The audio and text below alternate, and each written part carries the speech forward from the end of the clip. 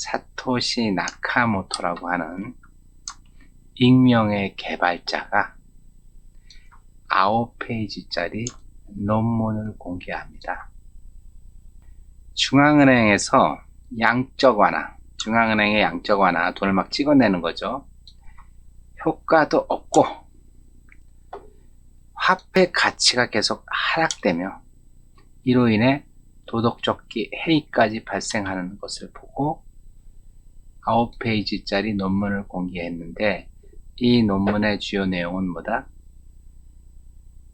정부에서 통제하지 않는 화폐를 만들겠다. 정부에서 통제하지 않는 화폐라니까 결국은 뭐다? 탈중앙화된 화폐 시스템을 만들겠다. 그리고 화폐를 무한정 찍어내지 않고 정해진 금액까지만 찍어내겠다. 그리고 이 거래를 투명하고 공정하게 하겠다 라고 하는 9페이지짜리 논문을 공개를 했어요. 그러니까 이 논문을 보고 그때 대부분의 사람들이 정부에서 양적 완화라는 걸 하는 바람에 스트레스를 받다가 이 논문을 보고 IT 덕후를 중심으로 보고 실제 코딩을 합니다. 코딩. 첫 비트코인, 정확하게 얘기하면 첫 장부를 만든 거죠. 첫 장부. 이해되셨나요? 자, 그렇다면 우리 블록체인을 탄생시킨 비트코인, 블록체인은 비트코인이라고 하는 사토시 나카모토라는 사람이 돈은 막 찍어내면 안 된다. 그리고 돈을 막 찍어내는 기관에서 찍어내면 안 된다. 이런 돈을 만들자 라고 해서 논문을 썼는데, 그 논문대로 IT 덕후들이 그 논문에 맞게 소프트웨어를 개발함으로써 비트코인이 만들어졌는데, 자, 비트코인이 과연 무엇일까요? 비트코인은 뭐냐? 비트코인은 세계 최초, 세계 최대의 자동화돼서 움직이는 송금 서비스가 바로 비트코인입니다. 전 세계에서 채굴자를 고용해서 채굴자 스스로가 스스로 참가하는 겁니다. 그리고 거기서 채굴하는 사람들, 운영하는 사람들에 대해서 보수를 뭘로 주고 있다? 비트코인으로 주고 있으며, 여기는 사장이 없습니다. 사장이 없고 누가 지시하지도 않습니다. 알고리즘에 의해서 일을 하고 있습니다. 더 재밌는 건 2009년 비트코인이 처음 탄생했는데 지금까지 수많은 해커들이 공격을 했는데도 불구하고 네트워크가 단 한 번도 다운된 적이 없고 단 한 번도 송금을 중단한 적이 없는 그런 컴퓨터 시스템입니다. 정확하게 얘기하면 컴퓨터 시스템이죠. 컴퓨터 장부 시스템이 되겠죠. 컴퓨터 장부 시스템. 그 컴퓨터 장부가 결국은 화폐라고 말씀드렸죠. 그래서 네트워크가 전혀 다운되는 일 없이 송금 서비스가 제공된 디지털 화폐가 뭐다? 바로 비트코인이다. 자, 이거는 일반화된 이야기입니다. 여러분들 비트코인의 탄생 배경 여기를 검색하면 다 이런 내용들이 나와 있습니다. 자, 그러면 이거는 경제학적인 서브프라임 모기지론에 의한 거고, 저 혼자 제가 생각하는 4차 산업혁명 시대를 살아가기 위해서 꼭 필요한 컴퓨터적인 측면에서의 새로운 기술이 필요해서 저 나름대로 비트코인의 탄생 배경에 대해서 정의를 한번 해봤습니다. 블록체인의 탄생 배경, 컴퓨터 측면이다. 컴퓨터 전문가 입장입니다. 이 얘기는 전 세계 어디 가서 들을 수 없고 저한테만 들을 수 있는 이야기입니다. 4차 산업혁명이 가시화되면서 새로운 화폐의 필요성이 대두가 되고 있었습니다. 기존 화폐는 국경이 있죠. 국가 간에 환전을 하기 위해서는 수수료가 10 내지 15%를 지불해야지만 환전이 가능합니다. 여러분들 해외여행 가실 때 환전 수수료 다 내시죠? VR, 가상현실, AR, 증강현실, AI, 국경이 있습니까? 없습니까? 여러분이 아마존에 가서 쇼핑을 할 수 있습니까? 없습니까? 여러분이 일본에 있는 가상 리얼리티로 롤러코스터를 탈 수가 있습니까? 없습니까? 당연히 탈 수 있겠죠. 자, 여러분이 미국에 있는 인공지능 머신을 사용할 수 있습니까? 없습니까? 비용만 내면 충분히 사용할 수가 있겠죠. 그렇다면은 VR, AR, AI를 내가 렌탈해서 쓰고 싶은데 기존 화폐로 하자니 환전 수수료를 15%씩 내야 됩니다. 그래서 나온 게 뭐예요? 나온 게 비자 카드, 마스터카드죠. 비자 카드, 마스터카드, 물론 국경이 없죠. 국경이 없는데 가장 큰 문제는 수수료를 3.5%를 내야 되는 겁니다.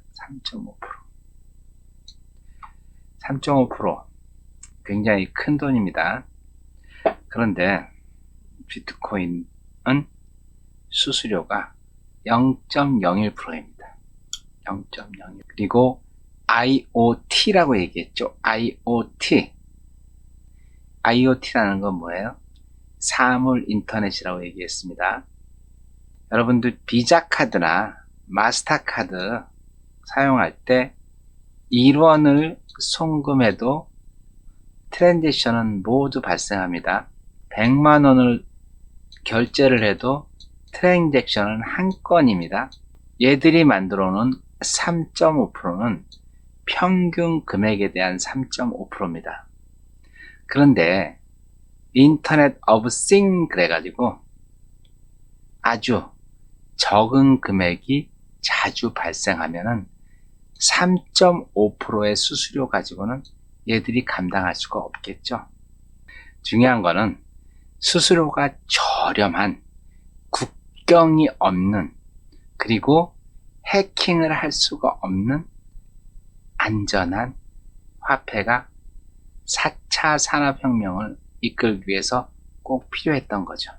자, 새로운 화폐에 대한 필요성도 대두가 됐고, 그리고 이제 제가 컴퓨터를 40년 이상 하는데 컴퓨터에 영원한 숙제가 있습니다.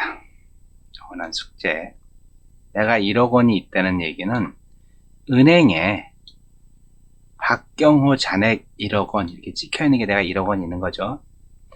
그러면은 이 1억 원을 관리하기 위해서 컴퓨터가 있어야 되고, 그 다음에 방화벽도 있어야 되고, 그 다음에 팀입 탐지 시스템도 있어야 되고, 바이러스 백신도 있어야 되고, 악성 코드도 못 들어오게 해야 되고, 이 컴퓨터를 운영하기 위한 은행 직원들이 필요하겠죠. 그렇죠? 은행 직원들이 필요합니다. 그 컴퓨터를 풀지 못하는 영원한 숙제가 있습니다. 그 숙제는 제일 중요한 게 해킹입니다. 해킹.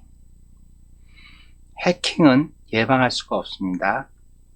뚫리고 나면 막고, 뚫리고 나면 막고, 뚫리고 나면 막고 하는 게 바로 해킹입니다.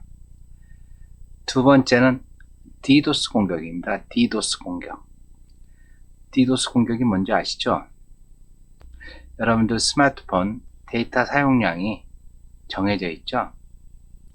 여러분들 스마트폰 데이터 사용량이 정해져 있는 것처럼 은행 컴퓨터 네트워크도 한 달 1일 데이터 사용량이 정해져 있습니다. 만약에 내가 신한은행인데 하루 사용량이 1000MB라고 가정을 해보자고요. 우리 은행 홈페이지를 클릭을 하면 1MB의 데이터가 날아간다고 하면 1000MB면은 하루에 1000명의 사람이 그 은행 홈페이지를 접속하게 되면 1001번째부터는 홈페이지에 접속할 수가 없겠죠. 데이터를 다 썼기 때문에. 그렇게 통신 데이터 량을 DDoS라고 하는 거는 다른 게 아니고 그 데이터를 모두 사용하게 해서 그 다음 사람이 접속을 하지 못하도록 만드는 게 바로 DDoS 공격입니다. 세 번째, 미러링 하드디스크라고 얘기합니다. 미러링 하드디스크는 뭐냐면은 은행에 있는 컴퓨터는 하드디스크가 하나가 아닙니다. 최소한 2, 3, 4개 동시에 미러링으로 보관이 되고 있습니다. 하나의 하드디스크만 보관되고 있으면 그 하드디스크가 문제가 발생을 해서 작동을 안 하게 되면 데이터를 찾을 수가 없겠죠. 그래서 하드디스크는 다 미러링으로 구축을 합니다. 미러링도 가까운 거리에 있는 게 아니라 아주 먼 거리에 미러링을 구축해 놓습니다. 예를 들어서 여기 근처에 있다. 그러면은 지난번 9.11 테러처럼 쌍둥이 빌딩 있죠? 쌍둥이 빌딩이 이렇게 있는데, 자, 컴퓨터는 여기 있고 여기 하드디스크가 여기 하나 있고 여기 하나 있고 2대 있다고 칩니다. 이렇게 백업으로 동시에 미러링으로 저장이 됩니다. 그런데 9.11 테러처럼 갑자기 비행기 한 대가 날아와서 이 건물을 2개를 다 박살내버렸죠. 그러면은 이 데이터도 날아가고 이 데이터도 날아갑니다. 뉴욕은 다 금융 데이터입니다. 여기 있는 데이터는 뭐죠? 박경호 100억, 홍길동 10억, 요 데이터가 있는 거죠. 이 데이터가 다 없어졌다고 쳐보죠. 어떻게 될까요? 그래서 지금 컴퓨터들은 이 가까운 거리가 아니라 최소한 100km 이상 떨어진 곳에 하드디스크를 미러링으로 이렇게 보관을 합니다. 미러링으로 여기에 저장하는 걸 똑같이 일로 최소한 2개 이상, 그래야지만 컴퓨터에 데이터를 완벽하게 보관할 수가 있습니다. 자, 그리고 컴퓨터의 가장 큰 단점이 뭐죠? 장점이기도 하고 단점이기도 한데, 컨트롤 C, 컨트롤 V죠. 복사 붙여넣기. 지갑에 5만원짜리가 10장이 있습니다. 그 10장 중에서 한 장을 다른 사람한테 주면은 나는 9장만 남았겠죠. 그런데 내가 5만원짜리 지폐를 스캐너로 스캔을 해서 10장을 가지고 있습니다.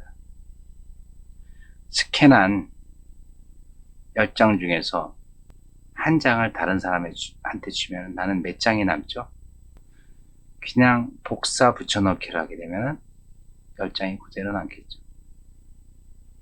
자, 마음대로 복사 붙여넣기를 할 수 있는 게 파피루스의 가치가 있을까요? 여기 있는 이 네 가지는 해킹, 디도스 공격, 그 다음에 미러링 하드디스크, 복사 붙여넣기, 이 네 가지 문제점은 컴퓨터를 화폐로 사용할 때 가장 문제가 된 영원한 숙제입니다. 영원한 숙제. 거기에다가 더 중요한 게 그 컴퓨터를 운영하는 데 필요한 사람들입니다. 사람들. 컴퓨터를 운영하는 데 필요한 이 사람들. 그런데 아주 재밌는 현상이 발생했습니다. 사토시 나카모토가 제안한 블록체인형 컴퓨터. 블록체인형 컴퓨터는 이런 식으로 되어 있습니다. 컴퓨터를 그 은행에서 돈 주고 사는 게 아닙니다. 채굴하고 싶은 사람이 컴퓨터와 인터넷을 준비해서 연결하고 거기에 소프트웨어만 설치하게 되면 컴퓨터가 만들어집니다. 여기에 방화벽 설치하고 침입 탐지 시스템 설치하고 백신 설치하고 악성 코드 방지 시스템 설치 필요 없습니다. 왜 필요 없느냐? 여기는 P2P 네트워크 상의 노드의 수만큼 복제되어 분산 저장되어 있는 암호화된 공개 거래 장부로 시스템이 완성이 되어 있습니다. 아까 말씀드렸죠? 장부가 한 곳에만 있는 게 아닙니다. 여기도 있고, 여기도 있고, 여기도 있고, 여기도 있고, 다 P2P 네트워크 상에는 모든 노드에 다 복제되어 분산 저장되어 있습니다. 분산 저장되어. 근데 중요한 건 이 모든 사람이 그 데이터를 볼 수 있다 없다? 볼 수 없습니다. 왜 볼 수 없어? 아까 얘기한 해시 코드 있죠? 안녕하세요. 박경호 10억 이렇게 써 있는 게 아니라 뭐라고 써 있어요? A117642778 그거를 박경호 10억으로 바꾸는데 슈퍼컴퓨터가 몇 년 걸린다? 25년 걸린다. 그걸 볼 수 있게 하는데. 그러면은 이거는 누구만 볼 수 있느냐? 키를 가진 사람만 볼 수 있습니다. 여기에 1A655F36 써 있는 거를 자기 키를 가지고 들어가서 보면은 여기에 박경호 입금 얼마, 출금 얼마, 잔액 얼마 이렇게 박경호만 볼 수 있습니다. 홍길동 계좌는 홍길동만 자기 키를 가지고 홍길동의 계좌만 볼 수가 있습니다. 그래서 이 데이터베이스가 전 세계에 다 분산이 되어 있습니다. 전 세계에 분산이 되어 있고 그러다 보니까 해킹을 예방할 수가 있습니다. 해킹 어떻게 얘기한다? 해킹은 해시 함수를 사용했기 때문에 볼 수가 있다 없다? 볼 수 없습니다. 해시 함수라고 하는 거는 단방향 암호화 기술을 사용하고 있기 때문에 내가 볼 수 있는 글을 함수로 바꾸는 건 무지하게 쉽지만은 함수로 바뀌어져 있는 글을 사람이 볼 수 있는 글로 만드는 건 무지하게 어려운 거죠. 그걸 갖다가 해시 함수라고 이야기하고, 해시 함수가 뭐다? 임의의 길이를 갖는 문자를 입력받아 고정된 길이의 해시값을 출력하는 함수, 역함수가 존재하지 않고 보안이 철저해서 디지털 세계의 지문 역할을 한다. 자, 보는 해킹 충분히 예방할 수 있죠. 자, 해킹은 또 하나의 해킹이 있죠. 무슨 해킹? 수정하는 해킹. 수정하는 해킹은 어떻게 예방하냐 하면은, 내가 장부가 딱 만들어집니다. 장부가 만들어지면은 그 만들어진 장부의 모든 값을 가지고 키 값을 만듭니다. 그래서 이 키 값과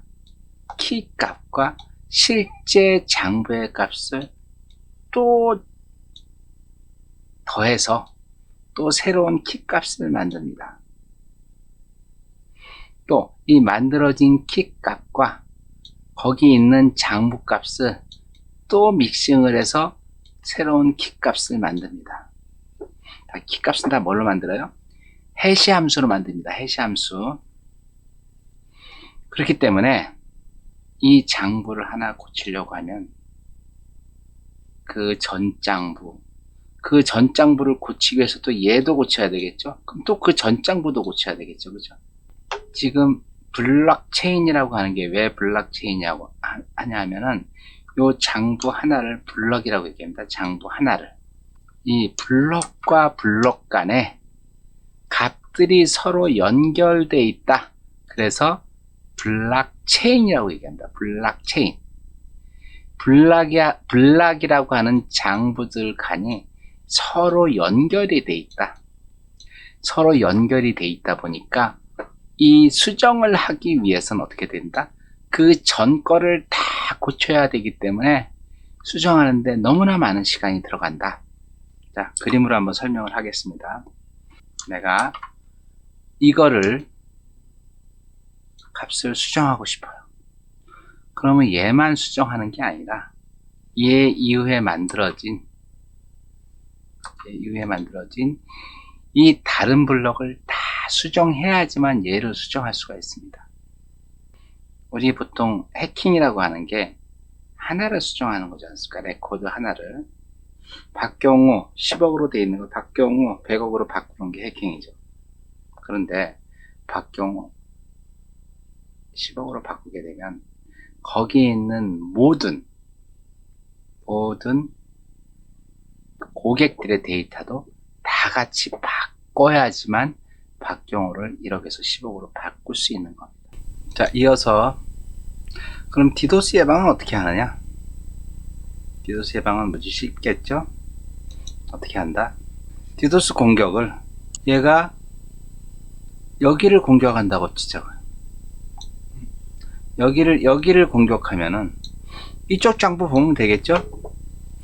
여기 디도스 공격을 한다. 이거 보면 되겠죠? 이쪽 디도스 공격한다. 이거 보면 되겠죠? 디도스 공격을, 이 전체를 다 디도스 공격을 한다? 그 자체가 말이 안 되겠죠? 미러링 하드디스크. 미러링 하드디스크는 미러링이 아니죠. 노드 수만큼 하드디스크가 미러링이 되어 있겠죠. 노드 수만큼, 두 개가 아니라 모든 데이터를 다 보관하고 있습니다. 다. 여기 있는 노드마다 그 데이터를 다 보관하고 있습니다. 미러링 하드디스크 해결되겠죠? 자, 그 다음에 복사 붙여넣기. 복사 붙여넣기는 어떻게 해결이 되냐면 타임 스탬프라고 있습니다. 타임 스탬프. 내가 5만원짜리 스캔을 했어요. 스캔한 거에 대해서 주민번호가 부여됩니다. 요거는 스캔한 거 1번. 그 두 번째 스캔하게 되면은 요거는 스캔한 거 2번. 요거는 세 번째 스캔했다. 스캔한 거 3번. 우리가 알고 있는 복사 붙여넣기가 아니라 여기 복사 붙여넣기에 대해서 각각에 대한 주민번호가 다 생성이 됩니다. 이 주민번호가 생성이 됐기 때문에 이걸 남한테 줬다. 그럼 이 번호가 없어지는 겁니다. 그래서 이 타임 스탬프 덕분에 어떤 일이 생긴다? BTS 음원이 새로 나왔다. 그러면 1번 음원, 2번 음원, 3번 음원이 관리가 됩니다. 나중엔 경매가 붙을 것 같아요. BTS 신곡 1번 음원에 대한 경매를 하겠습니다. 많은 사람이 경매에 참여하겠죠?